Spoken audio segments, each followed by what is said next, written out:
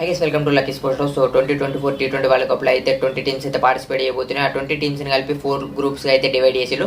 So each group గురించి అయితే మనం వీడియోలో చూద్దాం. ఈ వీడియోలో అయితే మనం గ్రూప్ డి గురించి అయితే చూసుకుందాం. సో ఈ గ్రూప్ డి అయితే మోస్ట్ ఇంట్రెస్టింగ్ అని చెప్పొచ్చు గ్రూప్ స్టేజ్లో మాత్రం.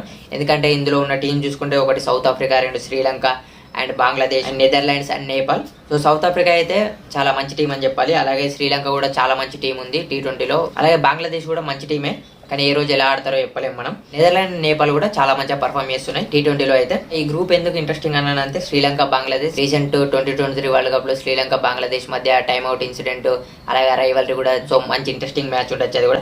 అలాగే సౌత్ ఆఫ్రికా వర్సెస్ నెదర్లాండ్స్ కూడా ఒక మంచి ఇంట్రెస్టింగ్ మ్యాచ్ గా చెప్పొచ్చు. ఎందుకంటే 2023 వరల్డ్ కప్ లో సౌత్ ఆఫ్రికా మీద అయితే విన్ అయ్యిండు నెదర్లాండ్స్. T20 వరల్డ్ కప్ లో కూడా అప్సెట్ ని రిపీట్ చేస్తారు లేదో చూడాలి నెదర్లాండ్స్. అండ్ నేపాల్ కూడా మోస్ట్ ఇంట్రెస్టింగ్ టీం అని చెప్పొచ్చు. రీసెంట్ ఇయర్స్ లో చాలా బాగా ఆడుతున్నారు. సో నెక్స్ట్ వచ్చే T20 వరల్డ్ కప్ వీడియోస్ కోసం అయితే మన పేజ్ ని ఫాలో అవ్వండి. అలాగే మిగతా గ్రూప్ వీడియోస్ కూడా మన పేజ్ లో ఉన్నాయి, అవి కూడా చూసేయండి.